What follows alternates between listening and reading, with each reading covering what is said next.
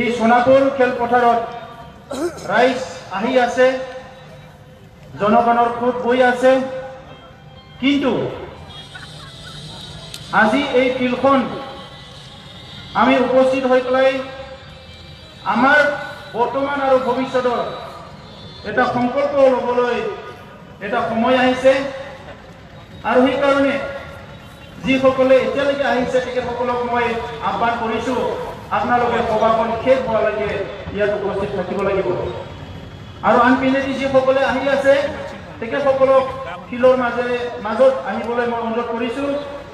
আৰু নিজৰ নিজৰ জিলা কমিটি, নিজৰ নিজৰ আঞ্চলিক কমিটি যিসকলে নেতৃত্ব দি লৈ আহিছে, মই সকলোকে অনুৰোধ জনাইছোঁ যাতে টাউন চহৰত ঘূৰি নাথাকি পেলাই দোকানে পোহাৰে সকলোকে ফোন কৰি ইয়াত মাতি আনে যে এই সভাখন শেষ হোৱালৈকে আমি এই সভাত উপস্থিত থাকিব লাগিব। যোৱা কেইবছৰ ধৰি আমি অসমৰ ৰাজনীতিক শুনি আহিছোঁ। নিৰ্বাচনী সভাত কোনোবা কৈছে শৰাইঘাটৰ শেষ ৰণ, কোনোবা কৈছে পানীপথৰ ৰণ, কিন্তু কোনোদিনে মাত মাতা নাই এই জনজাতিসকলে নিজৰ অস্তিত্ব ৰক্ষাৰ কাৰণে কি কি ৰণ দি আহিল, স্বাধীনতাৰ ৭০ বছৰৰ পিছত কি কি ৰণ দি আহিছিল, সেই ৰণৰ কথা কিন্তু কোনো কোৱা নাই। উচ্চ বৰ্ণ জনগোষ্ঠীৰ ৰাজনীতিক নেতাবিলাকে কোৱা নাই, আমি মানি লৈছোঁ তেখেতসকলৰ আমাৰ ওপৰত ষড়যন্ত্ৰ আছে, কিন্তু আমাৰ নেতাবিলাকক পাহৰি গ'ল ৰাজনীতিক গাদীত বহাৰ পিছত যে এই জনজাতিসকলে, এই কাৰ্বিসকলে, ডিমাচাসকলে, তিৱাসকলে, মিচিংসকলে, বড়োসকলে, কছাৰীমূলীয় জনগোষ্ঠীসকলে, ৰাভাসকলে নিজৰ অস্তিত্ব ৰক্ষাৰ কাৰণে এই স্বাধীনতা ৭০ বছৰত কি কি ৰণ দি আহিল, এই কথাটো আমাৰ নেতাবিলাকে কিন্তু পাহৰি গ'ল। বেছি দিনৰ কথা নহয়, পঞ্চায়ত নিৰ্বাচন থাকাৰ নামত ৰাভা আসামত ২৪ জন মানুহ গুলিয়াই মাৰিছিলে, কোনো যুক্তি নাছিল গুলিয়াই মাৰাৰ কাৰণে। নিজৰ অস্তিত্ব ৰক্ষাৰ কাৰণে কৈছিলে পঞ্চায়ত পাতিব নালাগে, ৰাভা আসামৰ ইলেকশ্যন পাতক, তাক গুলিয়াই মাৰিলে। ডিমা হাছাও, কাৰ্বি আংলং যিটো ভাইলেন্স, এই ভাইলেন্স শান্ত হোৱা কিমান দিন হ'ল? যোৱা ৩০-৪০ বছৰ আগৰ পৰা যিবিলাকে জন্ম পাইছে সেইসকলে অকল আৰ্মি, পুলিচ, CRP দেখিছে, বেলেগ একো দেখা নাই। ইয়াত ভাল বিদ্যালয় নাই, স্কুল নাই, কলেজ নাই, ৰাস্তা নাই, অফিচ নাই, একো নাই। তাত খালি আছিল পুলিচ, মিলিটাৰী। আৰু দিছপুৰত বহি তেখেতসকলে ষড়যন্ত্ৰ কৰি থাকে। আজি এই জনজাতিসকলৰ যি ইতিহাস, যি জনজাতিসকলৰ ইতিহাস ১২২৮ চনৰ পৰাই আৰম্ভ হৈছিলে। আমাৰ দুখ দুৰ্যোগৰ সময় যেতিয়া আহোমসকল ইয়াত আহিল, এই আহোমসকল অহাৰ আগত ইয়াত কোন আছিলে? এই কছাৰীসকল, কছাৰীমূলীয়, জনজাতীয়মূলীয় বিভিন্ন জাতি জনগোষ্ঠীয়ে নিজৰ নিজৰ ৰাজ্য, নিজৰ নিজৰ দেশ ইয়াত লৈ পেলাই শান্তিৰ সম্প্ৰীতিৰে নিজৰ ভাষা, সংস্কৃতি, অস্তিত্ব, ৰীতি নীতি, ভাষা সংস্কৃতি চব লৈ পেলাই শান্তিৰে ৰাজত্ব কৰি আছিলে, বসবাস কৰি আছিলে। কিন্তু সেই সময়ৰ পৰা আৰম্ভ হ'ল, আৰু সেই সময়ৰ পৰা আৰম্ভ হ'ল সেইসকলে আজি ১২২৮ চনৰ পিছত, ২০০০ চনৰ পিছত আকৌ যিসকলে স্বাধীন অসম বিচাৰিছিলে, স্বাধীন কৰিব নোৱাৰিলে, একাংশই ভাৰত চৰকাৰৰ ক্ষমতা, ভাৰত চৰকাৰৰ ওচৰত আঁঠু কাঢ়ি পেলাই তেখেতসকলে আজি ভাৰত চৰকাৰৰ ওচৰত তেখেতসকলে কিয় মানিলে, তেখেতসকলে সংগ্ৰাম কৰিব নোৱাৰিলে।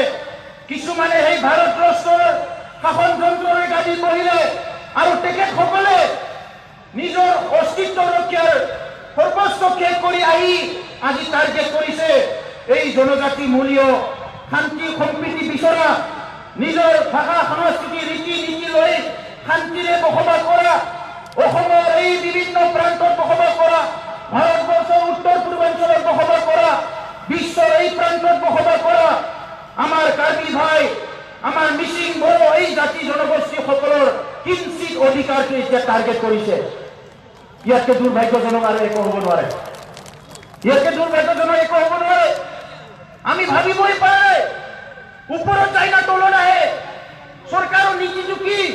যিসকলে পিছ পৰি আছে ইহঁতক ওপৰত নিবৰ কাৰণে চৰকাৰী নীতি হ'ব লাগে, যিসকলে আগবঢ়াই ইহঁতক তলত আনাৰ নীতি আমি দেখিবলৈ পোৱা নাই। এই অসমত, এই ভাৰততে দেখিছো। আজি ক'বলৈ বেয়া লাগে, মই কোনো আহোমৰ লগত শত্ৰু নহয়, মই তেখেতসকলক মৰম কৰোঁ, সন্মান কৰোঁ।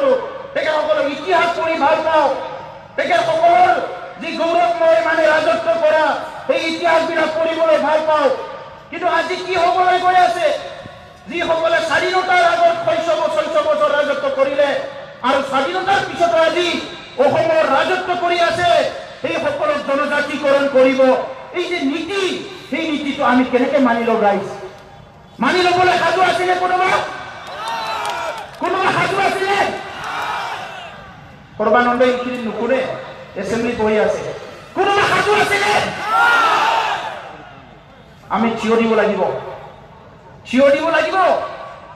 ভাৰতৰ সংবিধান কাৰো কাৰণে নহয় সকলোৰে কাৰণে আৰু এই সংবিধান ৰক্ষাৰ কাৰণে যিসকলে কাম কৰি আছে RGI NCST কমিশন এই RGI NCST কমিশনে 8 বাৰকৈ ST হ'ব নোৱাৰে বুলি ৰিজেক্ট কৰি আছিলে ST হ'ব নোৱাৰে এই জনগোষ্ঠীবিলাকৰ কোনো ক্ৰাইটেৰিয়া ফুলফিল নকৰে তেখেতসকলে আমাৰ নিচিনা ৰীতি নীতি আমাৰ নিচিনা সংস্কৃতি আমাৰ নিচিনা ভাষা ধৰ্ম এইবিলাক নাই যিসকলে আজি এই 70 বছৰে আমাক তাচ্ছিল্য কৰি আহিলে ভাৰত স্বাধীনতাৰ আগত আমাক কছাৰী বুলি পেলাই আমাৰ পানী নাখায় আমাৰ ঘৰত ভাত নাখায় আমাৰ চোতালত নাযায় আমাৰ লগত বিয়া আমাৰ ল'ৰাবিলাকৰ লগত এই জনগোষ্ঠীবিলাকে আজি আহি পেলাই আমাৰ লগত একেলগে থাকিব বিচাৰিছে তেখেতসকলে সংকটত ভুগিছে এইটো নহয় তেখেতসকলৰ অস্তিত্ব সংকট হৈছে মই এইটো বিশ্বাস কৰা নাই নকৰোঁ তেখেতসকলৰ অস্তিত্ব সংকট ভোগা নাই তেখেতসকলৰ টাৰ্গেট একমাত্ৰ এই জনজাতিসকলৰ যি কিঞ্চিত অধিকাৰ সেই অধিকাৰত সোমাই পেলাই আমাৰ যি কিঞ্চিত বাচি আছে এইটো ধ্বংস কৰি পেলাই আমাৰ নিক্ষেপ কৰাৰ ষড়যন্ত্ৰ ইয়াৰ বাহিৰে একো নহয় কিন্তু পৃথিৱীত সকলোৰে বন্ধু আৰু সকলোৰে শত্ৰু হ'ব পাৰে আজি তেখেতসকলে যদি ভাবি লৈছে যে আমাৰ মাত্ৰ ৩০ লক্ষ ৩৮ লক্ষ জনজাতি আছে তেখেতসকলৰ ১.৫ কোটি আছে ১.৫ কোটিক লৈ পেলাই আমি মানে যুঁজিম না আমি ৩৮ লাখক লৈ পেলাই আমি টাৰ্গেট কৰিম তেখেতসকলে যদি ভাবি লৈছে ভোটৰ অংক এই জনগোষ্ঠীবিলাকৰ এই ভূমিত কৃপা যিমান তললৈকে আছে এই ৩৮ লক্ষ মানুহৰ কৃপা কিন্তু ইয়াতকে বেছি তললৈকে আছে আজি কাৰ্বি ভূমিত যদি মাটি খান্দি চাই 100 ফুট তলত 200 ফুট তলত তাত কোনোবা আহোমৰ হাতী নাপাব তাত কাৰ্বিৰে হাতী পাব আজি মিচিং লেণ্ডত মিচিং অঞ্চলত যদি মাটি খান্দি চাই তাত তলত 100 ফুট 200 ফুট তলত কোনোবা ৰাজবংশীৰ হাতী নাপাব ইয়াত মানে মিচিঙৰে হাতী পাব এই কথাটো মনত ৰাখিব আৰু এই খিলঞ্জীয়া মানুহক ভূমিপুত্ৰসকলক তিলকে আপোনালোকে মাৰি পেলাইছে এটা সময়ত অটোনমাস কাউন্সিল দিলে কংগ্ৰেছে 15 বছৰ 17 বছৰ ইলেকশ্যন নাপাতিলে ইয়াৰ পিছত ইলেকশ্যন পাতিলে ইয়াৰ পিছত প্ৰতিশ্ৰুতি দিলে সকলোকে 6 সিজন দিয়া হ'ব সৌখিনিৰা অখিল গগৈ ডাঙৰীয়া কৈছে নাগালেণ্ডৰ নিচিনা বোলে 371A পাব অসমে এইবিলাক যদি জনজাতিকৰণ হ'ব লাগে হৈ যায় আহোম চুতীয়াসকলৰ যদি জনজাতি হৈ যায় 371A ভালদৰে পঢ়িল নাগালেণ্ডে ST হোৱাৰ কাৰণে 371 নহয় তেখেতসকলে স্পেচিয়েল প্ৰটেকশ্যনৰ কাৰণে পাইছে আৰু সিটো পাবৰ কাৰণে অসমে ST হ'ব নালাগে ভাৰতৰ সংবিধানত কোনো এটা লাইন কোনো এটা আখৰ কোনো এটা দফা ST ষ্টেট বুলি মেনশ্যন নাই ভাৰতৰ কোনো ST ষ্টেটৰ কেটেগৰী নাই যি কথা সংবিধানত নাই এই কথা আমাক শিকাবলৈ আহিছে কিয় আপুনি পঢ়া নাই যদি আৰু পঢ়ক ভাৰতৰ কোনো ST ষ্টেট নাই আজি মেঘালয় ST পপুলেশ্যন বেছি কাৰণে তাক ST ষ্টেট বুলি ক'ব বিচাৰিছে মেঘালয় ST ষ্টেট নহয় নাগালেণ্ড নহয় অৰুণাচল নহয় মণিপুৰ নহয় ভাৰতৰ কোনো ST ষ্টেট বুলি ক্ৰাইটেৰিয়া নাই আৰু আমাক আপোনালোকে টুপি পিন্ধাব বিচাৰিছে সিধা কওক না আপোনালোকে আৰু বাদ দিয়ক আপোনালোকে চবেই চিভিলিয়ান হৈ যাওক ভাষা সংস্কৃতি ৰীতি নীতি বাদ দি আমাৰ জাতিৰ ড্ৰেছ পিন্ধক আমাৰ নিচিনা থাকক চিধা কৰি দিয়ক ইমান ষড়যন্ত্ৰ কৰিব কি দৰকাৰ আছে আৰু সিটো যদি ক'ব বিচাৰে মই এইটোকে ক'ব বিচাৰিছো যি কাৰ্বিসকলে অকলে নিজৰ অস্তিত্ব যুঁজি আছে যি মিচিংসকলে অকলে যুঁজি আছে যি ৰাভাসকলে অকলে যুঁজি আছে যি বড়োসকলে ৫,০০০ পৰিবাৰ পিছত অকলে যুঁজি আছে আৰু আমি একগোট হ'ব লাগিলে কিন্তু অসম শান্তি নহ'ব এই কথা স্পষ্ট সেইকাৰণে স্পষ্ট কথা আমি শান্তি প্ৰিয় আমাৰ মানুহৰ মুখৰ পৰা কথা নলয় আমাৰ মানুহ কথা ক'ব নাজানে ক'ব নিবিচাৰে নিজৰ মাটিত নিজৰ ঘৰত সুৰক্ষিত এটা ভৱিষ্যত বৰ্তমানলৈ জীয়াই থাকে, সেইটো দুৰ্বলতা বুলি নাভাবিব। কোনোবা ভাবুকি দিছে আমি অস্ত্ৰ লম, অমুক কৰিম তমুক কৰিম। আমি অস্ত্ৰ শস্ত্ৰ একো নলওঁ। নিজৰ ঘৰ নিজৰ মাটি কোনো অস্ত্ৰৰ দৰকাৰ নাই। নিজৰ ৰক্ষা কৰিব জানো আমি আৰু ৰক্ষা কৰিম। ইয়াত কোনো কম্প্ৰমাইজ নহব। এইকাৰণে এই সোনাৰাম ফিল্ডৰ পৰা সোনাপুৰৰ এই ফিল্ডৰ পৰা আমি আহ্বান কৰিছো ভাৰত চৰকাৰ অসম চৰকাৰক ইয়াত যাতে আৰু ষড়যন্ত্ৰ নকৰে, ইয়াত যাতে আৰু একো নাটক কৰা নকৰে। কেটেগৰী কৰি পেলাই এছটি কৰিম বোলে। সিদিনা আদিত্য ঠাকৰেৰ নেতৃত্বত আমি গৈছো, কথা পাতিছো চৰকাৰৰ লগত। তেখেতসকলে কৈছে আমাৰ এফেক্ট নোহোৱাকে এছটি কৰিব। ভাৰত সংবিধানত এছটি এটাই আছে, এছটি এটাই আছে, এছটি দুটা নাই। আৰু তেখেতসকলে যিটো এছটি বঢ়াব বিচাৰিছে, সেই এছটিয়ে যদি এছটি হ'ব লাগে হয় তেখেতসকলে একো ক্ষমতা নাপাব। আৰু যদি এছটি হ'ব লাগে তেখেতসকলে ক্ষমতাটো আমাৰ কাঢ়ি ল'ব লাগিব। বেলেগ ৰাস্তা নাই, ইয়াত বেলেগ ৰাস্তা নাই। ৰাস্তা এটাই, তেখেতসকলে হয় এছটি হ'ব নোৱাৰে।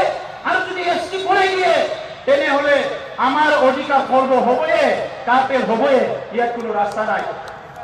সুপ্ৰিম কোৰ্টে ডিক্লেয়াৰ দিছে মানুহ এজনৰ ধৰ্ম সলনি হ'ব পাৰে, বিশ্বাস সলনি হ'ব পাৰে, কিন্তু কাষ্ট জাতি সলনি হ'ব নোৱাৰে।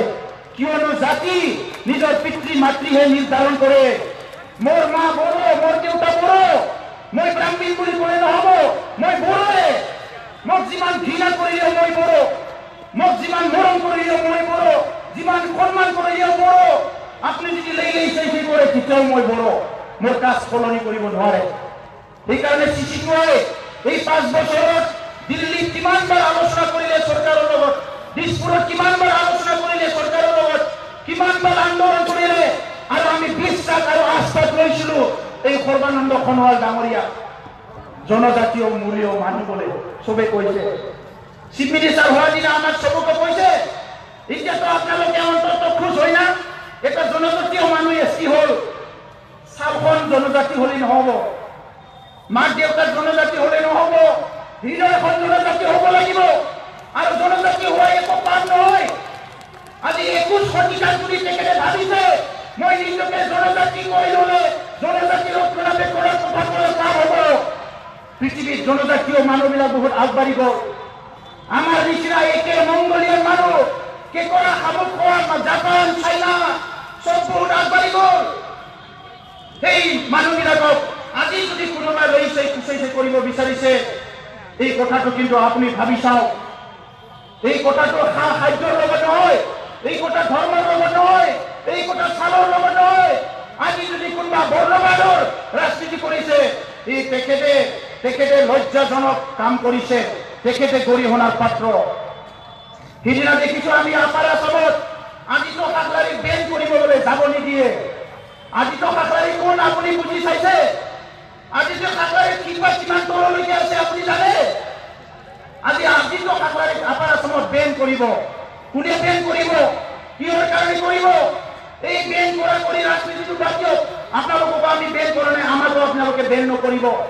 সামাজিকভাৱে আমাৰ কাৰো লগত শত্ৰুতা নাই, সামাজিকভাৱে আমি কাৰো লগত শত্ৰু নহয়। এই ভূখণ্ডত আমি বসবাস কৰি আছো, দাদা ভাই হিচাপে বসবাস কৰি থাকিম। কিন্তু চৰকাৰী যিটো ষড়যন্ত্ৰ, এই ষড়যন্ত্ৰটো আমি কেতিয়াও মানি নলওঁ। তো এই কাৰণে চিচিটোৰ লগত যিখিনি প্ৰায় ত্ৰিপাক্ষিক বৈঠক হৈ গ'ল, ভাৰত চৰকাৰৰ হোম মিনিষ্ট্ৰী, ইভেন হোম মিনিষ্টাৰে কথা দিছিলে যে এই কামটো আমি নকৰো। RBI কথা দিছিলে, NTSCয়ে কথা দিছিলে, কিন্তু ৰাতাৰাতি এদিনতে চব সলনি কৰি তেখেতসকলে বিল লৈ আহিল। আজি কেটেগৰী এছটি কৰিব লাগে, আমাৰ সুৰক্ষাই দিব লাগে। বিলটো কিয় ৰাজ্যসভাৰ আগতে আনিলে? ইয়াৰ আগতে কেটেগৰীটোত আপোনালোকে কিয় নকৰিলে? যদি আমাৰ প্ৰতি মৰম আছিল, আমাৰ প্ৰতি বিশ্বাস আছিল, তো এই কাৰণে এই চৰকাৰক বিশ্বাস কৰিব নোৱাৰে। আজিও কৈ আছে আমাক আমি বিল পাছ